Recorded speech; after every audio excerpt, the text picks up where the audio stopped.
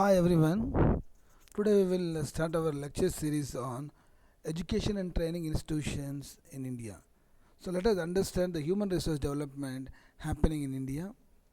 So in India we have a very huge demand for education standards. So since India is the largest population in the world of age between 5 to 24 years, which presents a large number of opportunities in the education space. There is a high demand gap in the sector in India. So we have a very huge young population in our country where they can lead the country to the forefront. Not only Indian economy, we can also have an impact on all other developing countries' economy where they can have a good economic growth rate. So in India, we can see India has the largest huge English speaking population, which makes delivery of educational products very easy.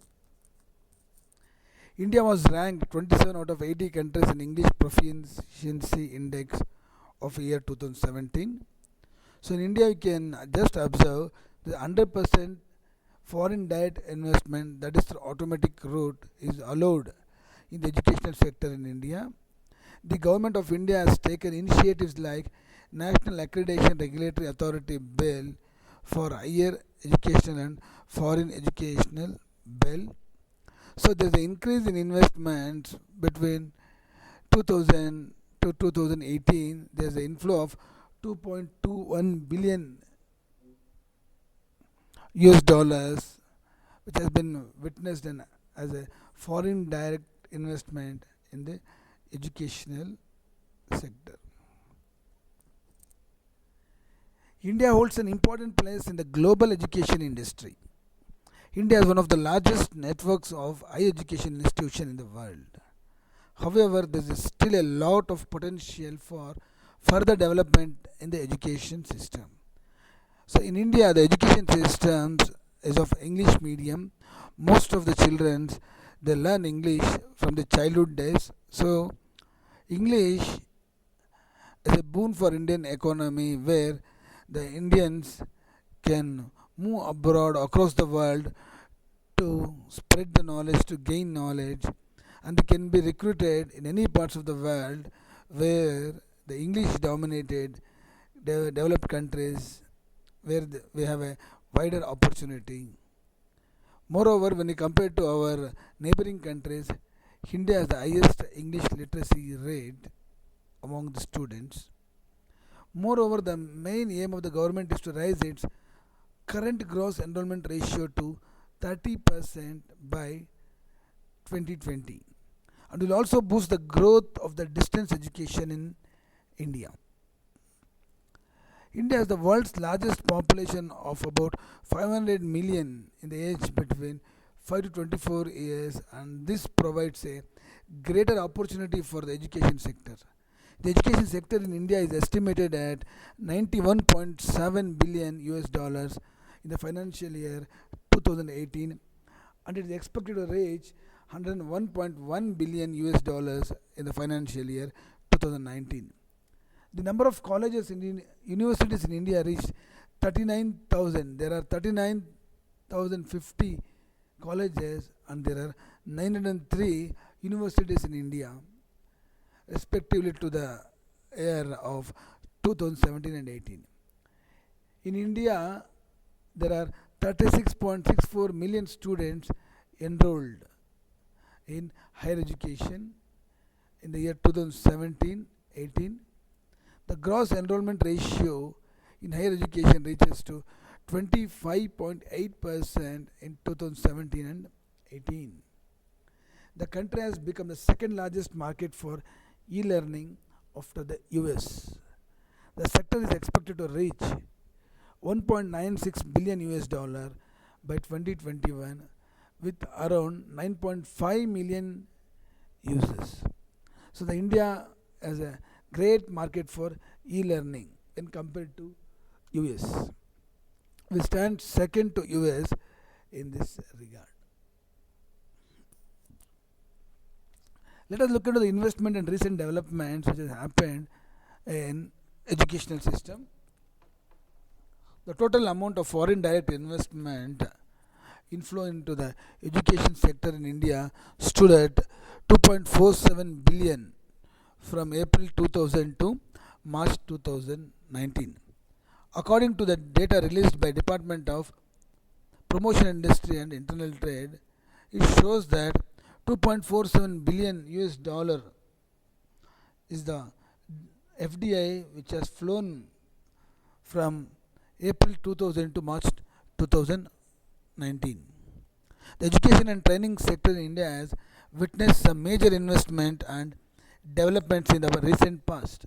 Some of them are: Indian education sector witnessed 18 mergers and acquisitions deal worth of 49 million US dollars in 2017, and there were 3,500 startups in India which are catering the education space. So these startups received close to 700 million US dollars of funding in the year 2018. The Ministry of Human Resource Development, Government of India, is also planning to raise around rupees 1 lakh crore, that is 15.52 billion US dollar, from private companies and high net worth individuals to finance improvement of education infrastructure in India. India has signed a loan agreement with World Bank under Skill Acquisition and Knowledge Awareness for Livelihood Promotion, that is Sankalp, a project to enhance educational mechanism for skills development.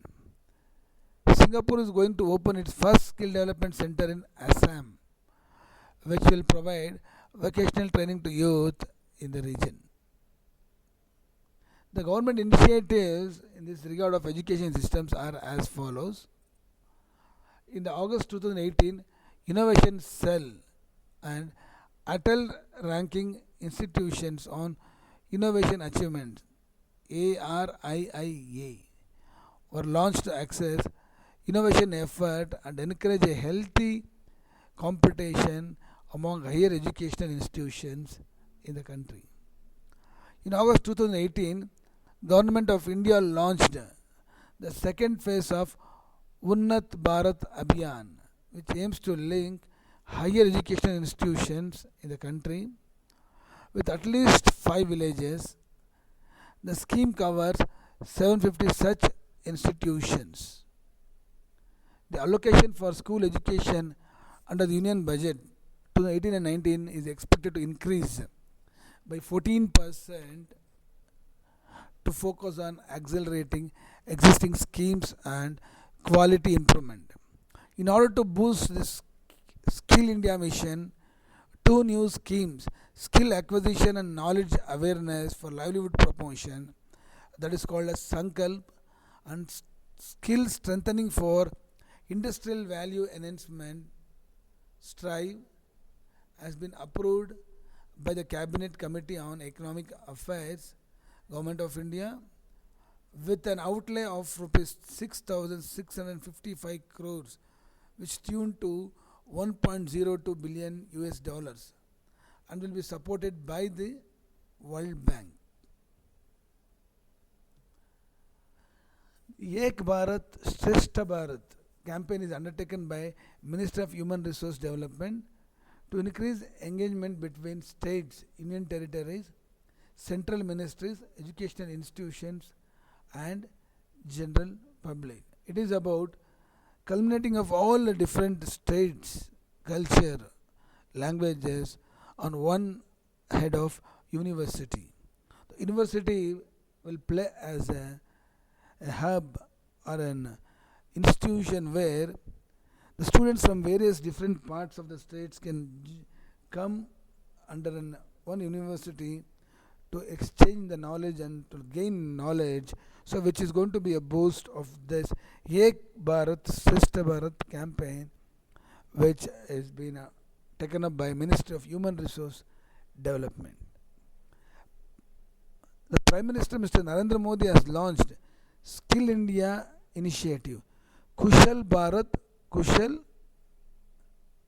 Bharat, Kaushal Bharat, Kushal Bharat. Under this initiative, government has set itself a target of training 400 million citizens by 2022. That would enable them to find more jobs. The initiatives launched includes various programs like Pradhan Mantri Kaushal Vikas Yojana, National Policy for Skill Development and Entrepreneurship Program of year 2015, Skill Loan Scheme, and National Skill Development Mission. So these are the various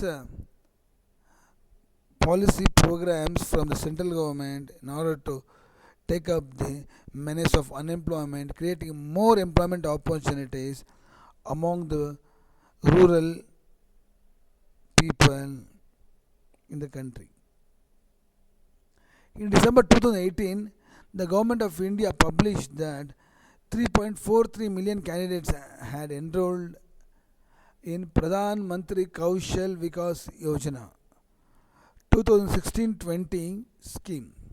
Up to January 24, 2019, as many as 2.53 million candidates were trained under the scheme short term training, where the trainings were provided for repairing of automobiles, repair of television, repair of mobiles, services rendered in automobile industry, service sector, courier sector, food sector, where the students were made trained to into various sectors, various forms in Indian economy.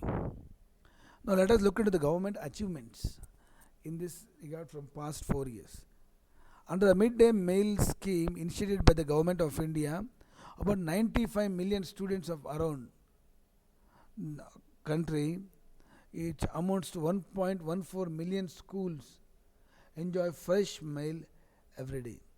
The government has laid foundation of 141 universities and 7 IITs in the past 4 years with an aim of promoting innovation and entrepreneurships among secondary school students in the country.